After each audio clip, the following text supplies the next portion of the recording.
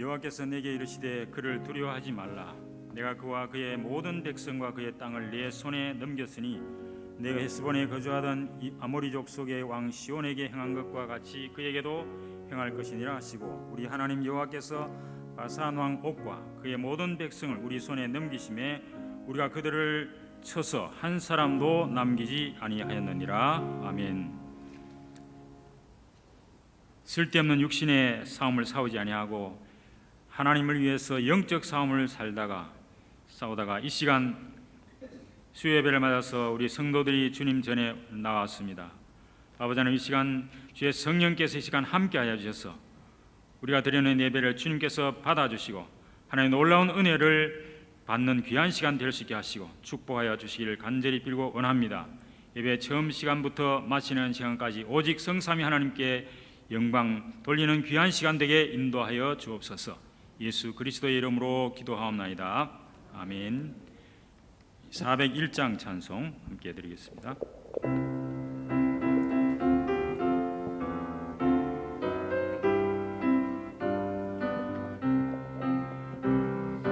주의 곁에 있을 때 마음이 든든하오니 주여 내가 산동안 인도하여 주소서. 주여 주여 나를 인도하소서. 세상 살더라 주여 인도하소서. 이런 저희의 주여 세상 물결어 밟되 그 신은혜 베푸사 나를 숨겨주소서.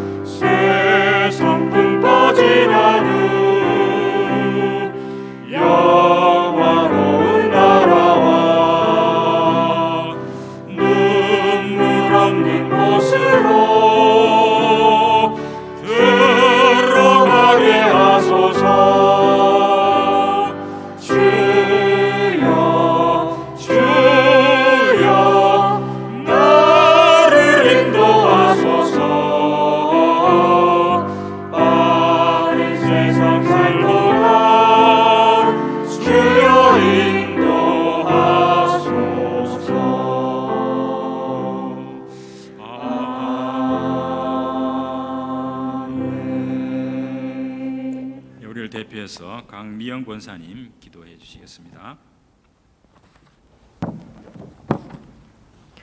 모든 것들이 당연한 것이 아닌 하나님의 은혜 속에서 날마다 살아가게 하심을 감사드립니다. 우리의 싸움은 혈과 육에 대한 싸움이 아니라 영적인 싸움이다. 최고의 응답 속에서 쓸데없는 싸움을 하지 말라라고 주신 강단 말씀 통해 하나님께서 우리와 항상 함께 하시기에 우리를 부르셨다는 사실 속에서 늘 감사하며 그리스도가 기준이 되어 기도의 비밀을 누리는 축복 속에 있게 하소서. 참된 영적 싸움의 승리의 길을 위해서 보좌의 축복, 시 공간을 초월한 능력, 237의 빛으로 임하는 역사 속에서 날마다 있게 하심을 감사드립니다. 말씀을 통해 말씀에 집중하는 서밋 타임 속에서 스밋을 살리는 하나님의 정보도 있게 하시고 우리의 것으로 할 수 없기에 그리스도 근세 속에서 흑암과 저주, 우상 문화 속에서 시대와 후대를 살리는 서밋의 응답 누리는 축복 속에 있게 하소서. 강단에서 말씀 전하시는 목사님에게도 오력과 영권을 만배나 더하셔서 듣는 자, 전하는 자가 하나 되는 은혜의 시간 되게 하시며 그리스도 이름으로 지역과 민족 세계 살리는 237 지역 되게 하소서. 이 모든 말씀 날 구원하신 예수 그리스도 이름으로 기도드립니다. 아멘.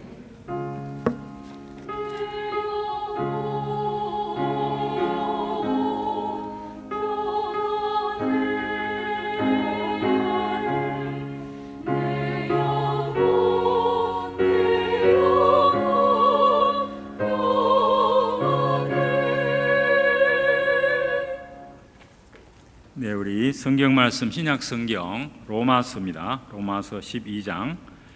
제가 가진 성경 256면이 되겠습니다.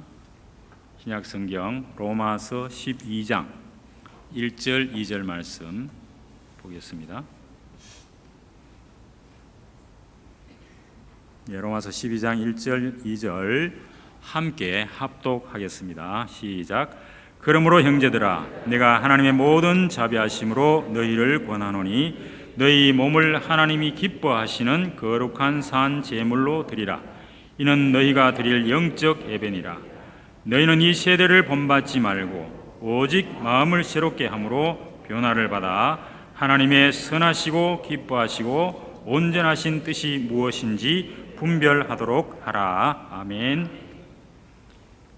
예, 교회 소식 전해드리겠습니다. 처음 나오신 분 진심으로 환영합니다. 등록하셔서 말씀의 은혜와 성도의 교제를 나누시기 바랍니다. 목사님 사역과 오력을 위해서 기도해 주시기 바랍니다. 지금 오늘부터 금요일까지 서울에서 미주 대학 수련회에 참석하고 계십니다. 정기 재직회가 다음 주일에 있고 전도기획위원회도 다음 주일에 있습니다. 9월 5일 권찰의 개강이 9월 6일 월요일 오전 10시 반에 본당에서 있습니다. 훈련 안내입니다. 2021년 가을 학기 중직자 대학원 등록 안내가 있습니다. 모든 분들 다 참석할 수 있습니다. 등록은 10월 17일 주일까지 사무실로 해주시고 문의사항은 김상진 장로님께 해주시면 되겠습니다. 개강은 다음 주일입니다.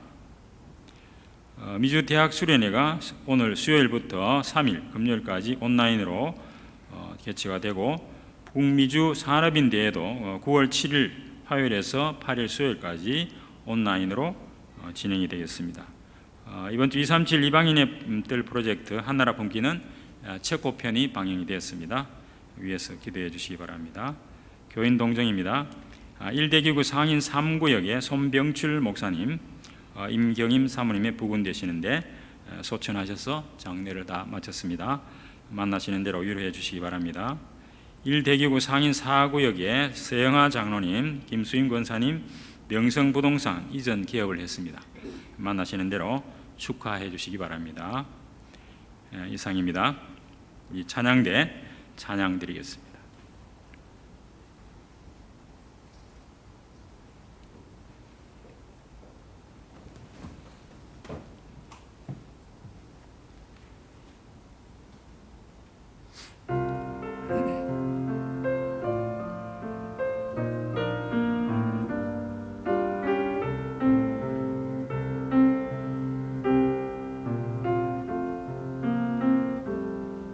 수고를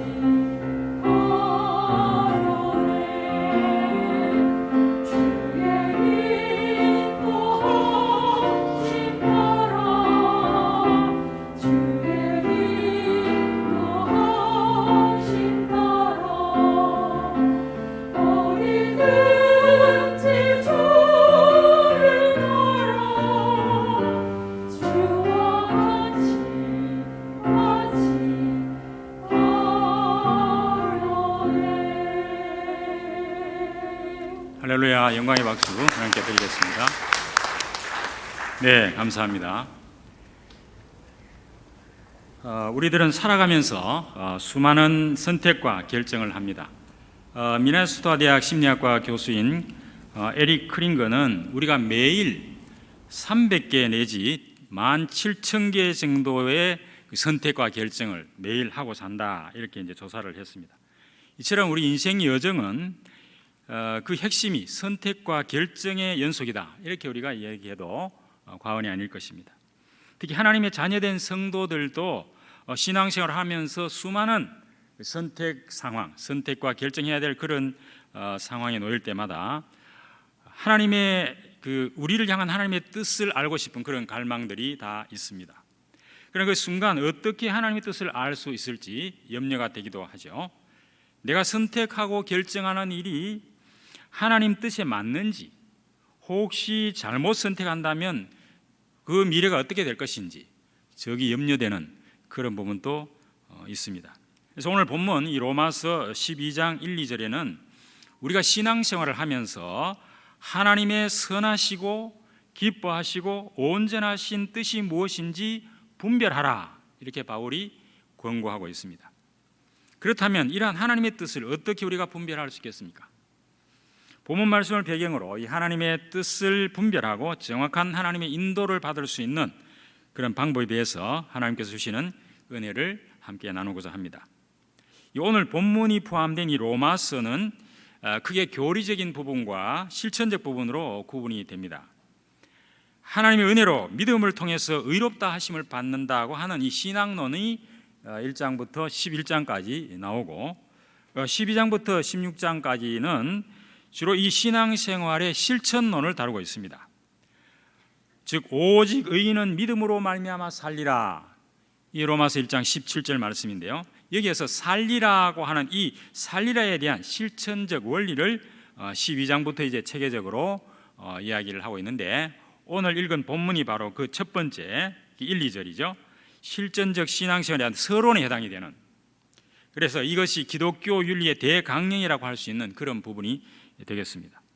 사도 바울은 1절에서 성도들에게 하나님께서 구원의 은혜를 베푸신 그 자비하심으로, 그것을 배경으로 해서 너희 몸을 하나님이 기뻐하는 산 제물로 드리라, 이렇게 권고를 하고 있죠.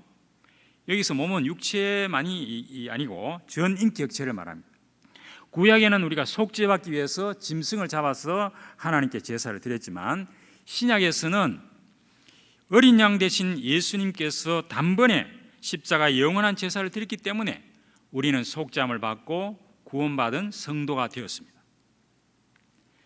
그러므로 이제는 우리가 그 하나님께 세상 사람과 구별되는 거룩한 삶으로 하나님을 섬기라 하는 것이 1절의 말씀이죠. 하나님께서 베푸신 이 구원의 은혜에 감동한 사람만이 그 삶 전체를 하나님께 영적 예배로 드릴 수가 있다, 그런 이야기입니다. 이 초기 아프리카 케냐 선교를 하는 그 사역이 시작이 됐을 때 처음 30년 동안에는 이 순교를 당한 선교사들의 숫자가 예수를 영접한 그 초신자들 숫자보다 많았다고 합니다. 그 나라 오지를 찾았던 이 선교사들은 아예 그 소지품을 관에다가 넣어서 갔다고 하는 그런 기록이 있습니다. 물론 우리가 이 선교사들처럼 순교를 꼭 해야 되는 건 아니지만, 적어도 우리가 하나님으로부터 구원받은 우리가 살아갈 때 이러한 마음으로 우리의 삶 전체를 하나님께 드리는 것이 이 구원받은 성도의 마땅한 본분이고 영적 예배다, 그렇게 바울은 말하고 있습니다. 2절에서는 영적 예배에서 요구되는 세 가지 구체적인 그 생활 태도를 이야기를 하고 있습니다. 그 첫 번째가 더 이상 세상 풍조를 본받지 말라는 것입니다. 이 세대를 본받지 말고, 우리가 알듯이 세상 풍조는 창세기에 나타난 대로 뭡니까? 나 중심, 물질 중심, 성공 중심이라고 하는 이 하나님을 대적하는 사탄의 문화, 이것이 지금 세상을 지배하고 있습니다. 우리가 혹시 여기 딸려가고 있지 않는지 우리 자신을 한번 점검해 봐야 되겠습니다. 두 번째는 오직 마음을 새롭게 하라는 겁니다. 이 마음이라고 하는 것은 우리 인간 본래의 지성, 감성, 의지를 포함한 인간 존재의 본질, 그것을 이제 마음이라고 이렇게 표현을 하는데, 하나님을 싫어하는 이 불신앙의 마음, 로마서 1장 28절에 보면 상실한 마음, 이런 것들을 새롭게 하라, 바울은 그렇게 권고하고 있습니다. 그리고 세 번째로는 성령 충만으로 우리 마음의 그 근본적인 변화를 계속해서 받으라고 하는 것입니다. 성령 충만 받으면 우리 마음과 생각이 깨끗해져서 하나님이 기뻐하시는 것을 우리도 소원하게 된다고 하는 겁니다. 생각이 변하면 선택도 달라집니다. 이처럼 이 세상 불신 풍조를 따르지 않고 성령을 따라서 우리 마음이 새롭게 변화되면 하나님의 선하시고 기뻐하시고 온전하신 뜻이 무엇인지 분별할 수 있게 된다고 하는 것입니다. 하나님은 선의 표준이시고 항상 선을 지향하십니다. 하나님께서는 인간을 창조하신 그 선하신 목적이 우리를 통해서 온전하게 실현될 때 가장 기뻐하신다고 하는 겁니다. 하나님의 뜻을 분별하기 위한 목적은 순종하는 데 있습니다. 우리가 진정으로 순종하고자 하는 그 마음이 없는 자에게는 하나님의 뜻은 알려지지 않습니다. 이제 하나님의 뜻을 분별하고 그 하나님의 인도를 받는 방법에 대해서 우리가 한번 살펴보겠습니다. 큰 첫 번째로 하나님의 뜻을 찾는다, 발견한다 꼭 우리가 말할 때 몇 가지 오해할 수 있는 부분이 있습니다. 이 하나님의 뜻이라는 용어는 이 넓은 의미로는 하나님이 만물을 주권적으로 통치하기 위한 영원한 계획이나 작정이나 섭리를 말합니다. 그러나 좁은 뜻으로 보면 주로 우리 개인이 처한 상황 속에서 하나님이 구체적으로 원하시는 것, 그것이 이제 하나님의 뜻이다 이렇게 말을 하는데, 우리는 주로 이 좁은 뜻의 그 하나님의 뜻에 그 관심이 있죠. 예를 들면 진로 선택이라든지 직업 선택이라든지 배우자 선택이라든지 여기에 하나님의 뜻이 어디 있는가 알고 싶어하는 것이 우리가 되겠습니다. 그래서 이 하나님의 뜻에 대한 이 전통적인 관점은 이 하나님의 뜻이란 우리가 따라야 될 어떤 구체적인 길로 규정이 되는데 하나님 그 한 길을 정해 놓으셨다는 겁니다. 그래서 우리 책임은 여러 길 중에서 하나님이 정해 놓은 그 한 길을 찾아내야 한다는 겁니다. 그래서 막상 선택 시점이 되면 갑자기 삶은 미로가 됩니다. 왜? 출구는 하나뿐이기 때문입니다.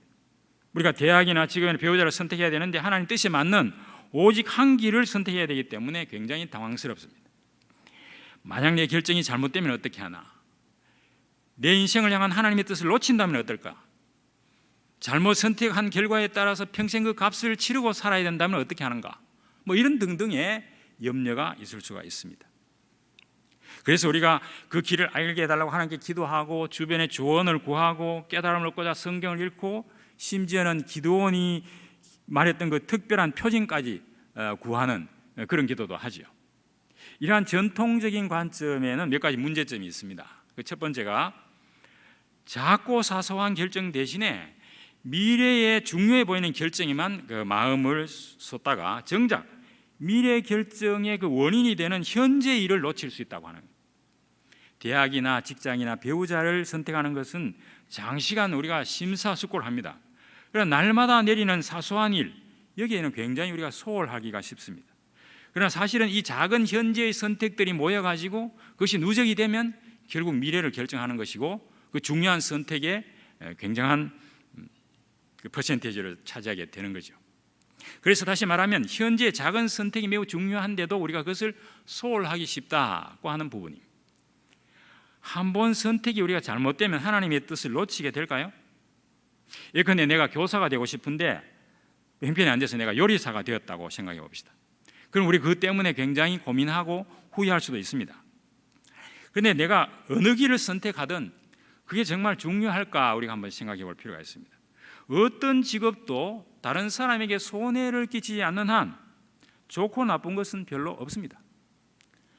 그리고 직업은 사실 평생 동안 여러 번 바뀝니다. 미래학자들이 100세까지 살아가려고 하면 직업을 한 7번, 8번 바꿔야 된다고 지금 이야기를 하고 있습니다. 새로운 직업이 나오고 전에 있었던 직업은 없어지고 그렇게 되는 거죠. 문제는 어떤 직업을 가지든지 결국 내 직무 수행은 내가 가진 이 성품과 믿음의 깊이와 능력의 정도에 달려 있는 겁니다.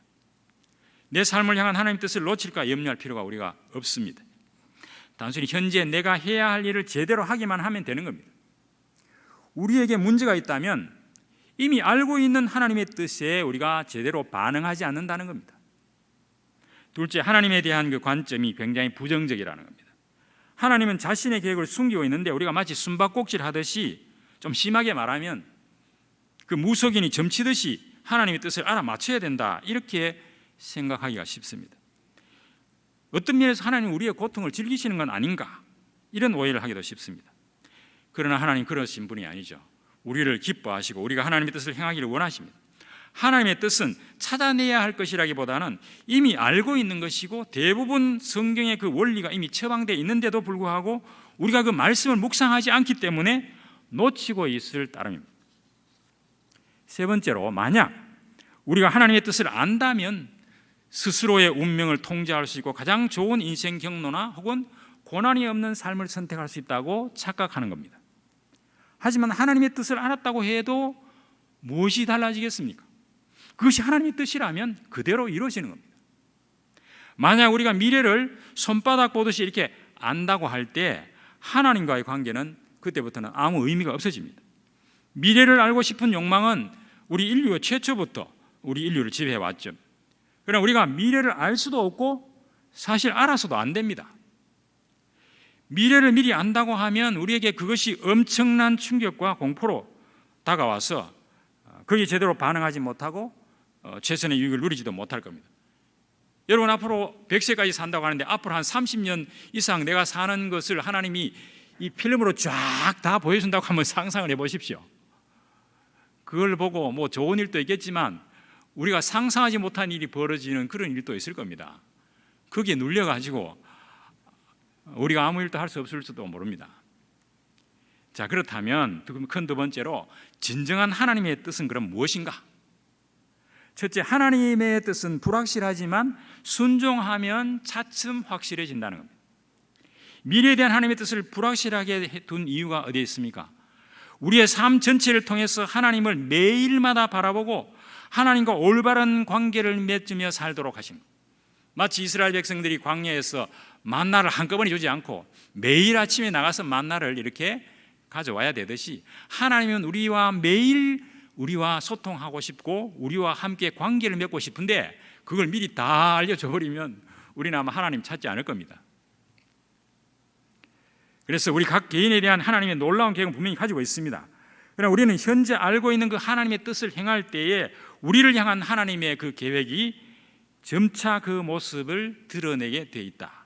마치 걸음마를 배울 때 아기가 한 걸음씩 한 걸음씩 엄마 손을 잡고 이렇게 걸음마를 배웁니다.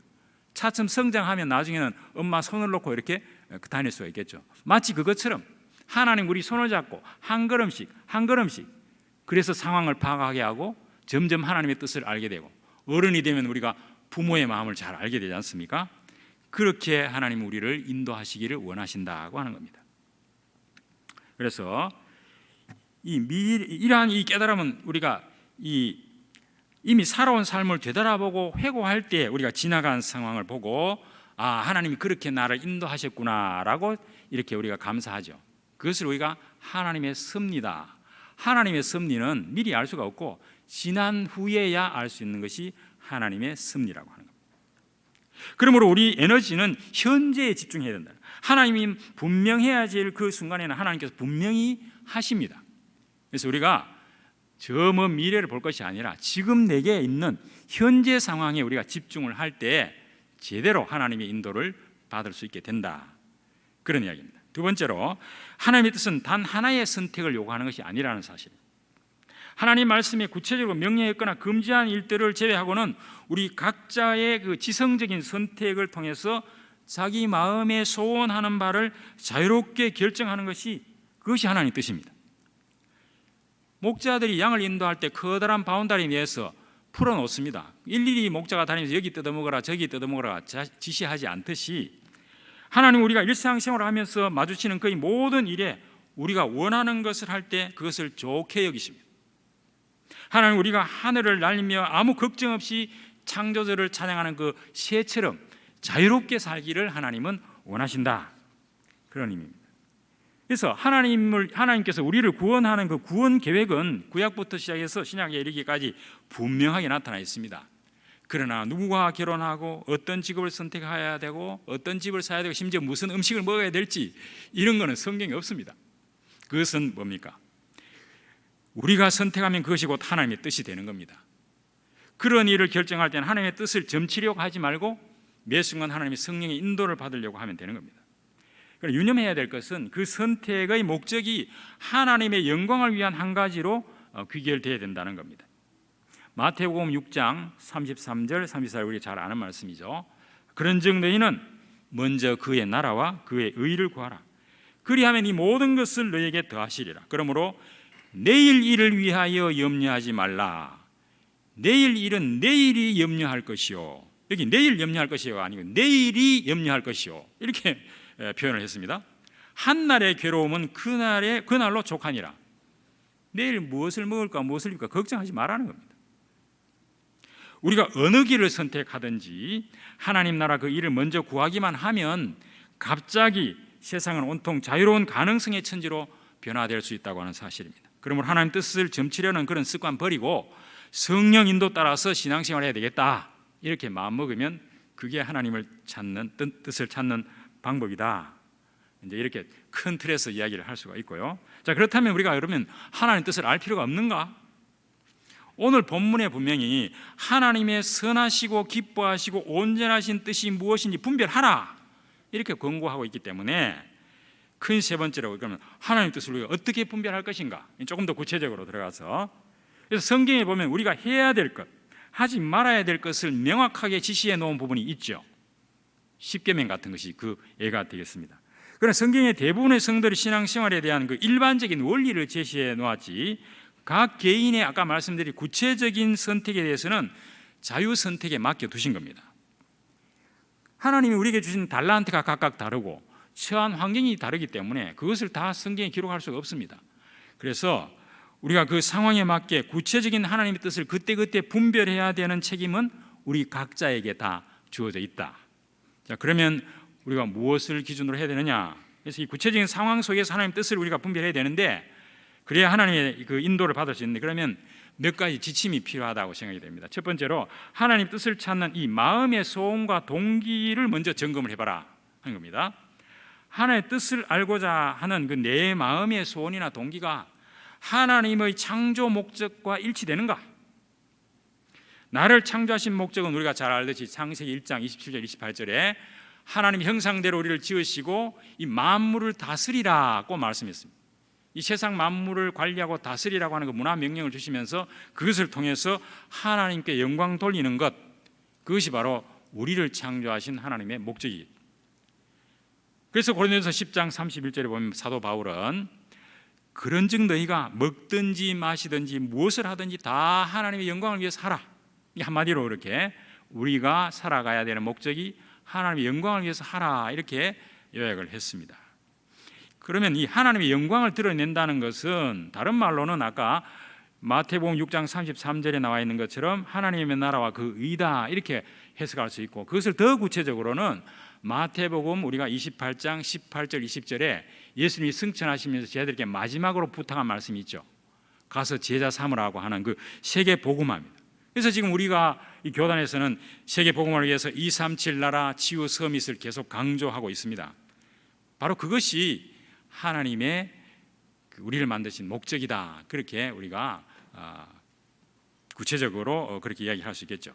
그래서 내가 하나님의 뜻을 구하는 동기가 이 세계 복음화라고 하는 이 목적에 맞느냐? 하나님 뜻을 따르는 사람이 되려면 하나님의 목적과 내 목적이 일치가 되어야 된다는 겁니다. 그래서 빌립보서 2장 13절에 보면 너희 안에 행하시는 이는 하나님이시니 자기의 기쁘신 뜻을 위하여 너희 안에 소원을 두고 행하시나니 하나님이 우리에게 그 소원을 주신다는 겁니다. 세계복음화도 각자 상황이 다 다르기 때문에 내가 무엇을 해야 될 것인지는 내 마음속에 하나님이 그런 선한 소원을 주신다고 하는 겁니다.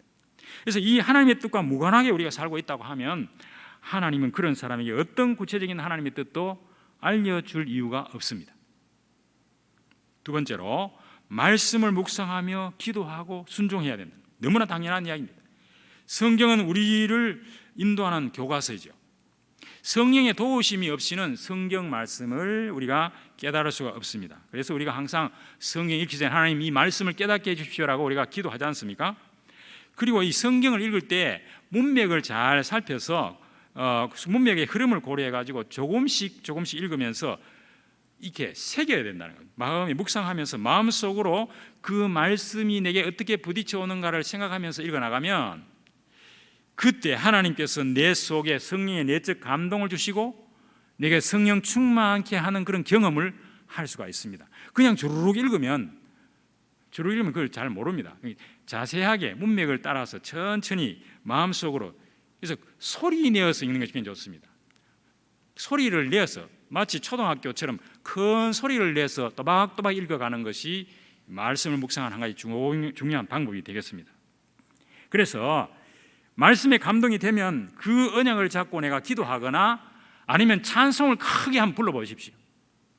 우리가 이 찬송 제대로 안 부르는데 찬송을 크게 불러보시고, 만약에 그 찬송의 가사나 혹은 그 작곡하신 분들의 그 배경 이야기까지 우리가 안다면, 우리 교회에서도 그런 것들을 좀 하면 좋겠습니다만은, 이 찬송이 어떻게 왜 작곡됐는지를 안다면 그 작시자나 작곡자의 마음을 알면 우리가 그 찬송이 더 은혜가 되겠죠. 그렇게 하면 바로 이 성령 충만한 삶이 우리의 모든 결정을 성령의 주관하심에 맡기게 되어 있다고 하는 겁니다. 자, 그 다음에 이 핵심 성경 구절을 좀 많이 암송하면 좋겠다고 생각이 듭니다. 하나님 말씀을 내 마음속에 늘 간직하고 있다면 어떤 선택이나 결정의 순간이 될 때 하나님이 그 말씀이 생각나게 하시고 권고하시고 인도하시는 그런 경험을 우리가 개인적으로 할 수 있습니다. 저도 그런 경험들을 들어 했습니다만은, 예수님께서 사탄을 물리칠 때 구약 성경에 나오는 말씀으로 물리쳤지 않습니까? 그럼 우리도 그 말씀이 내 속에 있다고 하면 어떤 결정을 할 때나 이 흑암 세력을 물리칠 때 말씀으로 우리가 물리칠 수가 있지 않겠나. 북한 성도들은 성경을 읽을 수가 없습니다. 그래서 그 성경을 전부 외워서 핍박을 견딘다고 그렇게 우리가 듣고 있습니다. 우리가 앞으로 이 성경을 마음 놓고 읽을 수 없는 핍박의 시대가 언제 올지 모릅니다. 이번에 아프가니스탄 그 사태를 보면 정말 그런 생각들이 좀 더 납니다만은, 그리고 언약의 말씀을 잡고 그 다음에 어떻게 하면 묵상하고 이 성령의 감동을 받았으면 깊은 기도 속으로 들어갑니다. 우리 강단에서 계속 하시는 말씀입니다. 기도 중에 하나님이 나와 함께 하신다고 하는 확신, 그리고 기도하는 중에 내 마음 평강이 온다고 하면 그것이 하나님께서 나와 함께하는 증거이고 그것이 하나님의 뜻일 수 있다는 겁니다. 이 하나님과의 대화를 중단하면 하나님이 우리에게 무엇을 원하는지 알 수가 없습니다. 그래서 데살로니가전서 5장 16, 18절 잘 아는 말씀대로 항상 기뻐하라, 쉬지 말고 기도하라, 범사에 감사하라. 우리는 흔히 여기까지만 나옵니다. 이것이 그리스도 예수 안에서 너희를 향하신 하나님의 뜻이니라, 이렇게 되어 있습니다. 쉬지 말고 기도하는 것이 하나님의 뜻이라는 겁니다. 왜 그렇습니까? 우리가 쉬지 말고 기도해야 되는 이유는 삶에 부딪히는 모든 문제를 하나님께 아뢰고 그분과 늘 소통해야 우리가 정확한 성령의 인도를 받을 수가 있다, 하나님의 다스림을 받을 수 있다고 하는 거죠. 그리고 이제 이 말씀을 묵상하고 그것을 잡고 내가 기도했으면 그 다음에 해야 될 것이 거기에 복종하고 그 말씀을 삶의 현장에 적용해야 된다고 하는 겁니다. 우리가 포럼하는 이유가 바로 거기에 있지 않습니까? 그래서 하나님 말씀에 복종하지 않으면 하나님이 우리가 듣고 싶어 하는 말만 듣도록 내버려 두시거나 말씀을 사모하지 않으면 하나님은 그냥 버려 두십니다. 사탄은 바로 그 틈을 우는 사자처럼 찾아올 겁니다. 이번 주 강단 말씀도 쓸데없는 육신 싸움 하지 말고 영적 싸움을 해라 하는데, 영적 싸움은 사단 그 마귀는 항상 우리 옆에 그 우는 사자처럼 틈을 노리고 있다는 겁니다. 틈만 주면 부부 싸움하고 자녀에게 꾸중하고 하루 종일 이렇게 엉망진창이 되죠. 그 한번 잘못하면 그런 일들이 우리 사소한 우리 가정생활에서 일어날 수 있습니다. 그때마다 남편이나 아내를 이렇게 비난하기보다는 아이고 내가 사단에게 속았구나 그렇게 생각하고 빨리 회개하고 돌아오시는 것이 좋습니다. 자녀에게 아무렇게나 말하면 그 아이들은 그것이 평생 상처가 될 수도 있습니다. 그렇기 때문에 우리가 이 성령 인도를 잘 받아야 돼요. 복종해야 되고 적용해야 된다는 겁니다. 자, 그 다음에 세 번째는 지혜로운 조언을 우리가 참고를 해야 되는데, 하나님께서는 이 신실한 그리스도인의 충고나 권고를 우리를 인도하는 그런 한 방법으로 사용하시는데요, 이 말씀을 잘 적용하는 방법을 알고 있는 우리 목회자, 중직자 혹은 신앙 상담 전문가 등 이 영적 성숙한 사람들의 조언을 우리가 참고할 수 있습니다. 그래서 잠언 13장 20절에 보면 지혜로운 자와 동행하면 지혜를 얻고 미련한 자와 사귀면 해를 받느니라. 당연한 말씀이죠. 그런데 이 좋은 자도 그 신앙 수준이나 또는 그 성격에 따라 가지고 동일 상황을 다르게, 예를 들어서 굉장히 외향적인 사람 해라, 좀 내성적인 사람 조금 더 생각해봐라, 이렇게 말할 수 있지 않습니까? 그런 것들을 우리가 이제 알기 때문에 좀 여러 사람의 조언을 좀 같이 비교해서 볼 필요가 있습니다. 뭐 그런 게 없으면 우리가 간접적으로 신앙 서적을 통해서도 우리가 그런 조언을 누구와 결혼해야 될 것인가 뭐 이런 것도 우리가 한번 따져볼 수도 있고요. 자, 그러나 하나님의 말씀을 통한 이 자신의 확신이 타인의 조언보다 더 중요합니다. 만약 하나님께서 내가 말씀을 읽고 내 마음속에 확신을 주시고 영적인 부담감을 주신다고 하면 그것은 타인의 그 조언보다는 이것이 더 중요하다고 하는 겁니다. 그냥 참고하시면 된다, 그런 뜻이 되겠죠. 자, 네 번째로는 이 환경과 상황을 좀 살펴봐야 됩니다. 하나님은 한쪽 문을 닫고 다른 쪽 문을 여시는 것 같은 그런 환경을 주실 때도 있습니다. 길은 열렸지만 하나님 뜻이 아닌 경우도 있고, 길은 닫혔지만 그 길이 하나님 뜻인 경우도 있는데, 우리 요나를 잘 알지 않습니까? 다시스로 도망을 갔는데 풍랑이 일어나서 어쩔 수 없이 하나님 뜻대로 니네로 가게 되는 그런 일이 벌어지기도 하고 그렇습니다. 그래서 하나님은 이 환경과 상황을 변화시켜서 하나님의 뜻을 이루시기도 하시죠.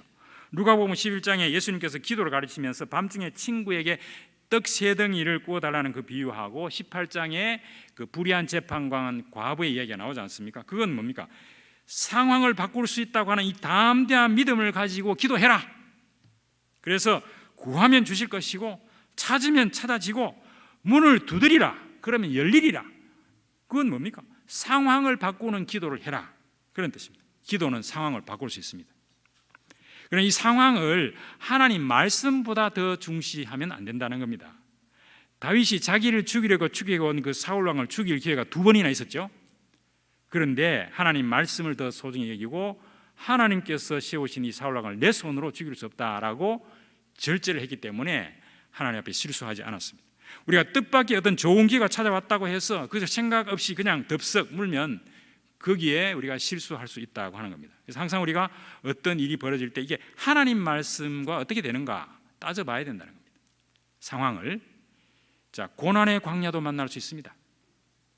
나를 광야 입구로 들어오게 하신 하나님은 반드시 나를 출구로 인도하시리라고 하는 그 믿음이 이 고난 가운데는 필요합니다. 믿음으로 미래를 보면서 묵묵히 걸어간다면 주님은 가장 우리에게 적절한 때에 광야의 끝을 보여주십니다. 우리가 정말 참기 힘든 그런 고난을 닥칠 때 하나님 언제까지입니까? 이거 지금 코로나 사태도 그렇습니다. 하나님은 우리가 생각할 때 우리 생각이 아니고 하나님이 우리에게 가장 적당하다고 생각할 때 그 기도를 들어 응답하신다. 지난주 우리 강단 말씀에도 보면 응답하지 않은 기도도 그 응답이 준비되는 기간이다, 그런 말씀을 우리 오후 예배 시간에 들었습니다. 하나님의 뜻, 그 광야는 하나님의 뜻을 행하고 하자니 이 성도들이 어쩌면 그 반드시 통과해야 되는 그런 필수 코스가 아닌가. 왜? 우리가 고난을 받지 않으면 하나님의 뜻을 제대로 분별하려고 생각조차 하지 않는 경우가 많기 때문에 그렇습니다. 하나님의 뜻이라고 하는 이 책을 쓴 제럴드 L. 그 시처 목사님 책을 읽어보니까 이 목사님 이제 자녀가 4명이고 그 어머니하고 아내가 있는데 어느 날 고속도로로 이렇게 운전해 가다가 음주 운전한 차가 갑자기 와서 들이박는 바람에 거기 차에 타고 가던 어머니, 자기 아내, 4살 난 딸이 그 자리에서 죽고 그 다음에 2세, 7세, 8세 되는 이 아이들 3명하고 자기만 살아나는 그런 참극을 이렇게 직면했습니다. 이 목사님은 너무 충격이 커서 아니 하나님이 왜 이러십니까? 내가 하나님 복음 전하기 위해서 이렇게 노력하고 이렇게 하는데 하나님 이게 도대체 무슨 뜻입니까? 그 아내와 오랫동안에 결혼하다가 아이도 또 늦게 낳고 이렇게 해서 이 아이들을 정말 좋아했는데 아이들을 또 데려가시고 어머니도 데려가시고 완전히 혼돈된 상태에서 그렇게 고민을 하고 있다가 시간이 지난 후에 도저히 이해 불가능한 이거 제껴놓고 지금 명확한 것, 내가 해야 될 것이 뭐냐? 살아남은 이 세 아이를 돌보는 것은 내가 지금 당장 해야 될 일이다. 이것을 자기가 깨달았다는 겁니다. 그래서 그 상황에도 하나님이 역사하고 계셨다는 것을 믿기로 조심스럽게 결단을 하고 현재 이 세 아이들을 내가 맡아야 되니까 이 아이들을 제대로 내가 케어를 해야 되겠다, 그렇게 생각을 했다고 합니다. 그래서 그는 자신이 확실히 행할 수 있는 것과 하나님이 그렇게 하시리라고 어림짐작하지만 내가 알지 못하는 것은 구분했답니다. 내가 해야 될 일과 잘 모르는 하나님의 뜻은 일단 구분해서 내가 아는 것부터 하겠다, 그렇게 했더니 하나님의 신비와 더불어 사는 법을 배우고 그 결단이 자기와 자녀들의 삶을 구했다, 그렇게 그 책에 기록이 되어 있습니다. 그렇습니다. 저도 이 시체 목사님만큼은 아니지만 살아가면서 많은 그 우여곡절의 그는 광야를 지나왔습니다. 아마 여기 계신 모든 성도님들도 마찬가지로 그 고난의 광야를 통과해 오셨을 겁니다. 돌이켜보면 그 모든 것이 하나님의 은혜와 섭리고 하나님의 선하신 계획이 그곳에 있구나. 그래서 저는 내가 지나온 과거가 하나님의 은혜였구나라고 고백할 수밖에 없더라고요. 아마 여기 있는 성도님도 다 그러리라고 생각이 됩니다. 다섯째, 하나님이 주신 건전한 지성과 판단력을 그 다음에 우리가 사용을 해야 되는데, 우리 자신의 판단력을 의지할 때는 성령의 인도를 반드시 구해야 됩니다.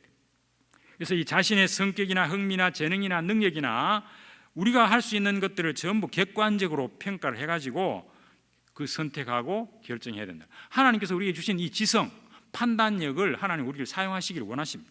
그래서 골로새 2장 3절에 보면 그 안에 지혜와 지식의 모든 보화가 감추어져 있느니라, 이렇게 말했기 때문에 우리가 올바른 어떤 선택 결정을 놓고 지혜와 지식을 달라고 하나님께 기도하고 그 다음에 우리의 상황을 살펴보고 그 다음에 우리가 가지고 있는 능력이나 상황을 전부 점검해가지고 최종적인 결정을 하라. 그러면 하나님께서 영적 은사를 허락해서 그 재능을 보완해 주시기도 하고 그렇습니다. 우리가 예를 들어서 진로를 선택한다고 했을 때는 그냥 하나님 좋은 대학 보내주시면 기도할 것이 아니라 여러 가지 그 진학 정보를 전부 수집해가지고 내 달란트와 내 능력하고 어느 것이 맞는가를 이렇게 객관적으로 평가하는 그 과정이 필요하다는 겁니다. 그래서 우리가 어릴 때부터 아이들에게 이 달란트를 미리 발견하게 하고 그 달란트가 확실해졌으면 거기에 따른 어떤 소명, 사명감까지 가질 수 있도록 우리가 인도해 줄 필요가 있고, 우리 청년들 같으면 결혼해야 되는데 그냥 집에 앉아서 하나님이 좋은 배우자 만나게 해주시 기도할 것이 아니라 배우자가 있는 곳으로 가야 됩니다. 그 기회를 만들어야 됩니다. 그 장소로 가야 되는 거예요. 하나님 좋은 배우자를 만나게 해주시고 그 장소에 가서 여러 이제 그 배우자하고 데이트도 하고 해가지고 신앙이나 가치관이나 이런 삶의 목적이나 이런 것들을 서로 의사소통하면서 그렇게 결정을 해야 된다는 겁니다. 그래서 불신 결혼이 아닌 한 신앙 안에서 누구와 결혼해도 자신이 최종 선택한 그 사람이 하나님의 뜻이라는 겁니다. 내가 정말 좋아하는 사람이 세 사람인데 누구를 골라야 되느냐? 자기가 선택해야 됩니다. 자기가 마지막으로 선택하면 그게 하나님 뜻이라는 거예요. 우리가 그렇게 확신해도 좋다. 우리는 하나님께서 그렇게 우리가 맡기셨기 때문에. 자, 여섯 번째, 작은 일부터 우리가 순종하자는 겁니다. 작은 일에 순종하는 이 훈련을 통해서 우리가 영적인 힘이 길러집니다. 지금 현재 드러나 있는 하나님의 뜻을 순종하지도 않으면서 아직 불명확한 하나님의 뜻을 알려달라고 하는 것은 모순입니다. 여러분, 요셉은 꿈을 꿨지만 그 노예로 그 보디바라의 집에 갈지 감옥에 들어갈지 전혀 예상치 못했는데 그 상황에서도 최선을 다했기 때문에 그러한 과정 훈련을 통해서 애굽 총리가 되게 하는 것이 하나님의 뜻이었지 않습니까? 다윗도 마찬가지로 그 사울 왕에게 10년 동안이나 쫓겨다니면서 뭡니까? 그 아둘람 동굴에서 생활을 했는데 거기 400명의 억울한 사람, 요즘 말하는 이 사회 부적응자가 다 몰려들었습니다. 아마 거기에 성경에 나타나 있지 않았지만 그 사람들끼리 싸우고 뭐 이런 저런 일이 많았을 겁니다. 다윗은 그런 사람들을 다스린 경험이 있었기 때문에 아주 좋은 왕이 될 수 있었지 않겠나. 하나님 그런 과정을 통해서 우리를 세련시켜 나가시고 다듬어 가신다. 그래서 우리가 지금 당한 이 작은 일부터 순종하는 것이 필요하다는 겁니다. 그래서 시편 37편 2절에 보면 여호와께서 사람의 걸음을 정하시고 그 길을 기뻐하신다. 그래서 하나님은 우리 삶의 우리 개인에 대한 인생의 그 성차진을 다 갖고 계시지만 그걸 한꺼번에 보여주시지 않는다는 거죠. 그래서 지금 이 순간이 중요합니다. 하나님은 바로 다음 단계 작은 사진만 보여주지 청사진 다 안 보여준다는 겁니다. 그렇기 때문에 우리가 지금 현재 내가 하고 있는 일에 집중하자. 앞에서도 말씀드렸습니다만은. 그래서 이 종교개혁자 마르틴 루터는 뭐라고 말했냐면 내 달력에는 오직 이틀만 있을 뿐이다. 오늘 그리고 주님이 오실 그날. 자기 달리기는 이틀밖에 없다는 겁니다.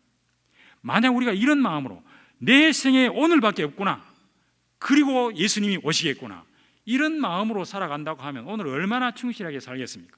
하나님은 그것을 원하신다는 겁니다. 자, 마지막으로 이제 하나님의 섭리와 개입을 인정해야 합니다. 자, 우리가 이렇게 모든 것을 고려해 가지고 선택을 했다 할지라도 하나님은 다르게 또 우리를 인도하실 수 있다고 하는 사실을 인정해야 된다 하는 겁니다. 그래서 항상 우리는 하나님이 우리 삶에 주권적으로 개입하실 가능성을 열어둬야 되는데, 잠언 19장 21절에 보면 사람의 마음에는 많은 계획이 있어도 오직 여호와의 뜻만 완전히 서리라, 그렇게 되어 있습니다. 우리가 많은 계획을 합니다. 바울이 2차 전도 여행을 가기 위해서 소아시아 지역으로 가려고 그렇게 사역 계획을 아주 철저하게 세웠는데 마게도냐 그 환상이 나타나서 결국은 하나님께서 그 유럽 복음화부터 먼저 하시도록 바울을 이끌어 가셨지 않습니까? 다메섹 도상에서 부활한 예수 그리스도를 만난 것도 그렇고, 요바의 그 베드로에게 나타난 환상이라든지 에티오피아 내시를 만나러 갔던 빌립 같은 이런 것들은 본인들이 전혀 상상하지 못한 일이었는데 하나님께서 개입하신 사실입니다. 물론 이런 것은 이런 보편적인 원리로 하나님 제시하지 않고 초대교회의 특별한 상황에서 하나님이 그렇게 직접적으로 개입한 그런 것들이 성경에 기록이 되어 있습니다. 자, 그래서 우리는 섭리를, 하나님의 섭리를 항상 이해한다고 하는 것은 사실은 불가능합니다. 불행한 일이 일어났을 때 특히 하나님을 신뢰하려고 하면 하나님에 대한 믿음이 필요하다 하는 겁니다. 우리의 상황을 통제할 수 없을 때가 참 많습니다.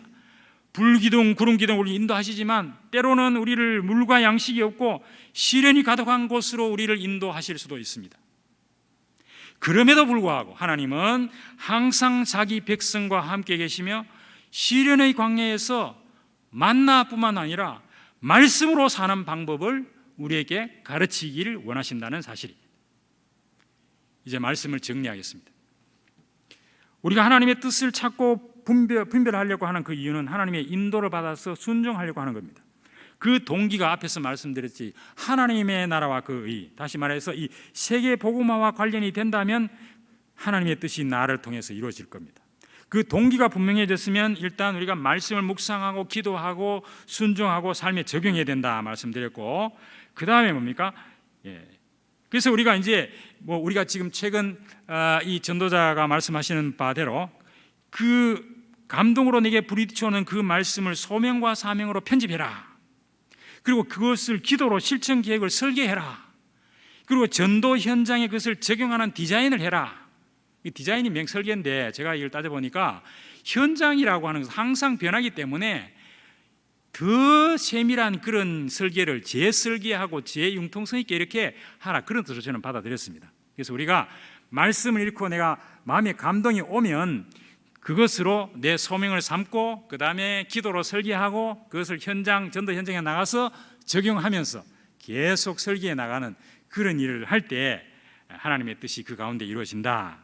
그래서 그 다음에 뭡니까? 우리가 이제 이 상황을 살피고 또 여러 그 신앙의 조언도 우리가 생각을 하고, 그 다음에 실천 가능한 작은 일부터 현지에 주어진 일부터 충실하게 실천을 해야 되고, 그래서 마지막에는 내가 계획한 대로 안 될지라도 하나님께서 개입하는 부분들을 수용하는 그런 것들이, 그런 믿음이 우리에게 필요하다. 그 말씀을 한 7가지 정도로 해서 드렸는데 복잡하죠. 이거 다 기억하시기 힘드시면 그냥 한마디로 제가 요약하겠습니다. 예수님이라면 어떻게 하실까? 우리가 많이 들어본 말씀이죠. 어떤 일을 결정하고 선택할 때 예수님 같으면 어떻게 했을까? 요거 딱 한 가지 생각하면 제가 앞에서 말씀드린 7가지 그 속에 다 녹아 있는 겁니다.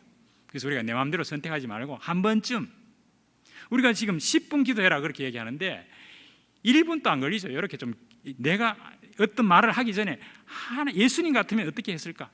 예수님 같으면 자녀에게 이런 말을 내뱉었을까? 예수님 같으면 남편에게 이렇게 퍼부어댔을까? 이런 생각을 한번 해보라는 겁니다. 그래서 우리가 한 모든 선택과 결정은 잘 될 겁니다. 그렇게 확신해도 좋습니다. 하나님께서 함께하는 실패자는 없습니다. 우리 뜻은 실패해도 하나님의 뜻은 반드시 성취되기 때문입니다. 하나님은 모든 것을 합력해서 하나님이 자녀들에게 선하게 이루신다고 하는 것이 로마서 8장 28절의 말씀입니다. 그래서 아무쪼록 우리 모든 삶을 바쳐서 하나님의 영적 예배를 드릴 수 있도록 성령으로 우리가 변화를 받아서 하나님의 선하시고 기뻐하시고 온전한 뜻이 무엇인지 분별해가지고 237 나라 치유 서밋 이 세계 복음화하는 이 사명을 우리가 잘 감당할 수 있기를 주님의 이름으로 축원합니다. 기도하겠습니다. 하나님 감사합니다. 우리가 하나님의 뜻을 몰라서 우왕좌왕할 때가 참 많습니다. 그러나 아버지 하나님, 오늘 이렇게 로마서 12장에 하나님의 선하시고 기뻐하시고 온전한 뜻이 무엇인지 분별하라고 권고하고 있습니다. 아버지 하나님, 내 마음대로 결정하지 아니하고 말씀을 묵상하면서 기도하는 가운데 모든 상황을 살펴보며 하나님께 주신 이 지성을 사용해서 많은 분들의 조언을 들어서 최종적으로 결정할 수 있도록 은혜를 베풀어 주시고, 무엇보다도 하나님께 지혜를 구하는 저희들이 될 수 있도록 축복해 주시기를 원합니다. 우리가 바른 선택을 함으로 하나님이 원하시는 그런 삶을 살아드리는, 정말 우리의 삶 전체를 통해서 영적 제사를 드릴 수 있는 그 영적 예배 삶을 살 수 있는 저희 모든 성도들이 될 수 있도록 하시고, 세계 복음화할 수 있는 전도 제자들이 될 수 있도록 축복하여 주옵소서. 예수 그리스도의 이름으로 기도하옵나이다. 아멘. 이제 우리 425장 찬송 부르겠습니다.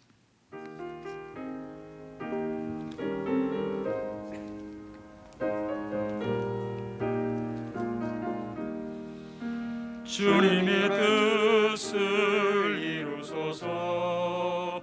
고요한 중에 기다리니 진흙과 같은 날 빚으사 주님의 형상 만드소서.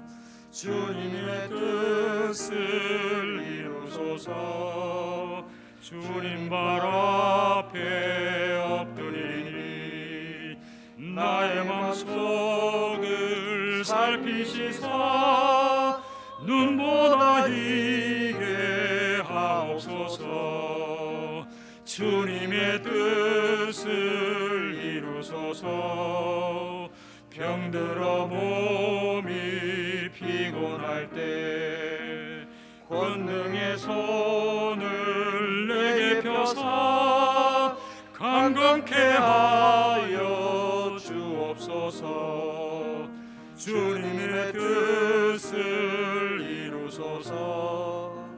온전히 나를 주장하사 주님과 함께 동행함을 만민이 알게 하옵소서.